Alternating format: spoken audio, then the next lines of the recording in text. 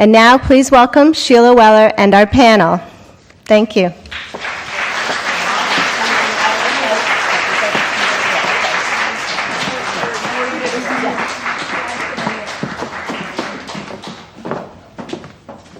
And the movies at that time, right after 1949, there were no longer independent heroines like Katharine Hepburn and Rosalind Russell and Myrna Loy. They just didn't have movies like that anymore. And of course, sex, no information about sex, sex forbidden. I knew nothing about sex. I too learned about diaphragms from The Group, the Mary McCarthy's novel, The Group. And sometimes when my girlfriends and I would talk about, suppose you have sex, what would you do? I mean, you could get pregnant. You know what the solution was? A Coca-Cola douche. Anyway, the turning point in my life came when I was 17. I got married, I eloped. I'd started a class at Sarah Lawrence, and I had sex with a boyfriend. I didn't really know him very well, but I wanted to marry him because, you know what? He was an artist, I thought, because he wore a beret.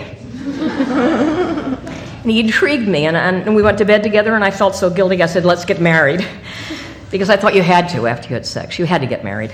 My parents were furious. They didn't approve of the marriage, but they went along with it, and they refused to support me.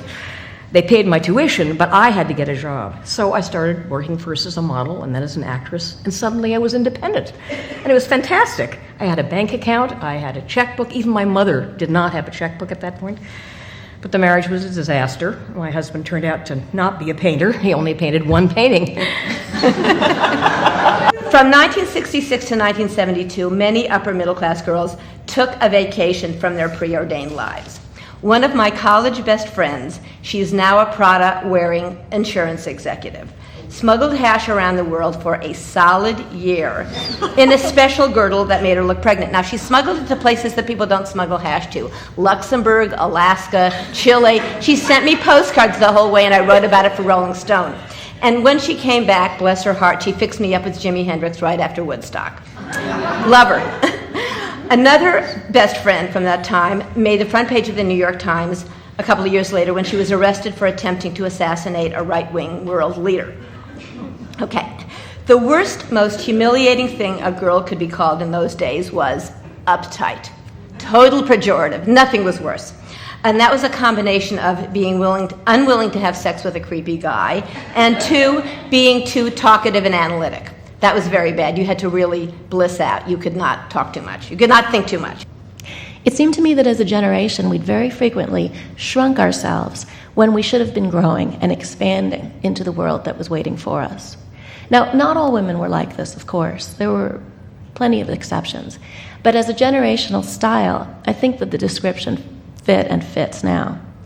As teens and young women, we were products of the age of narcissism, that age that sort of rebelled against being socially active and politically active and came to focus in on private, seemingly, superficial kinds of things. This was the cultural legacy that we carried forward into motherhood in an age of anxiety. And we had a basic dilemma. How did you grow up from being an empowered girl of the 70s into an empowered woman in a culture in the 80s and 90s that refused to grow up with you? In the mid-1990s, when I graduated from college, we were in the midst of a recession, very much like now. My friends, upon graduating from college, didn't even try to find real jobs. And that is professional salary jobs with benefits and what have you. Everyone knew they simply weren't available. Most moved to places where the cost of living was cheap, places like Portland or Seattle or San Francisco, which is weird to think about since San Francisco is now more expensive than New York. But and there they worked in coffee shops or bookstores. They wrote novels, they made art, they tried to make films if they could secure funding or credit cards.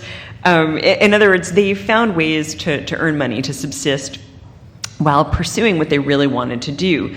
But it was always clear that these two things, the art or whatever it was, even if it was developing software, whatever, and the money were never going to meet, or if they were, it was going to be a sort of lucky accident. It wasn't going to be a given. And I think that's an attitude that would change really starkly with the next generation that Emily will talk about. I think we are expressive and sometimes indiscreet, but I think that our indiscretions are motivated by a desire for transparency. And I think there's a real commitment to fairness and honesty. And those things are important to us, and maybe sometimes more important than how we're perceived by our elders. I was an associate editor at a big, pretty corporate publishing house. It was in the ABC building, which, it's one of those like very serious elevators. And every week we would meet in the conference room and go through all the proposals that had come into us that week. And one morning, as we waited for the editor-in-chief to make his way into the meeting, he was always the last to arrive. I was just chatting idly with the other editors. They were all women. They were all like between 10 and 20 years older than I was.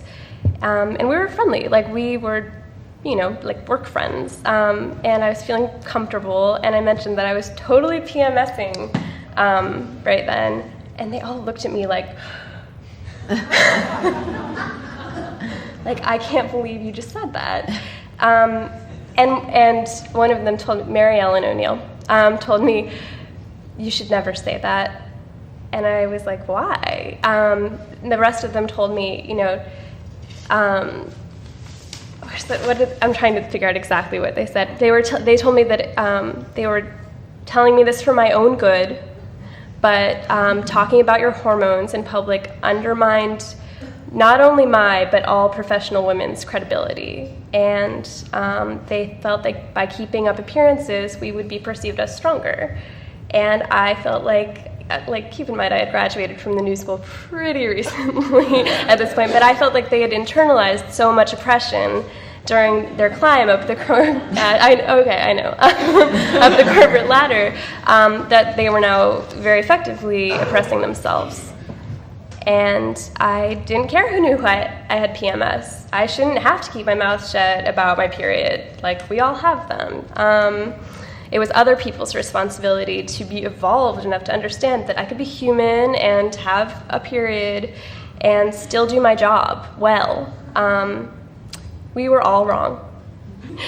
So you're not of the school of thought that any attention is good, or any publicity is good publicity? I told people that when I wrote nasty things about them on Gawker, but I don't think even then I ever believed it. It's like, oh, you should be grateful for the terrible thing that we just said about you. It's going to bring so much publicity to your book, and everyone will buy your book now. Nobody's going to buy your book because someone wrote about it on Gawker.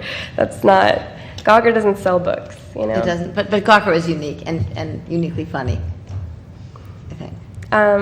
Yeah, I have a hard time defending it, or I don't know. Gawker's like my mean, weird ex-boyfriend who, it's like I hear stuff that he's done sometimes, and I'm like, that's great for him. It was, I really didn't know what I was doing. I just did it.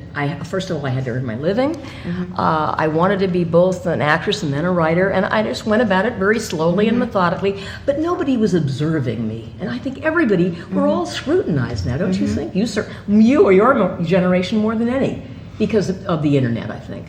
And I think it does make a difference. I was able to make my mistakes in private and explore things in a much more private way, if that's it. Right. And I'd like to thank Sheila Weller, Patricia Bosworth, Emily Gould, Judith Warner, and Joanna Smith Rakoff.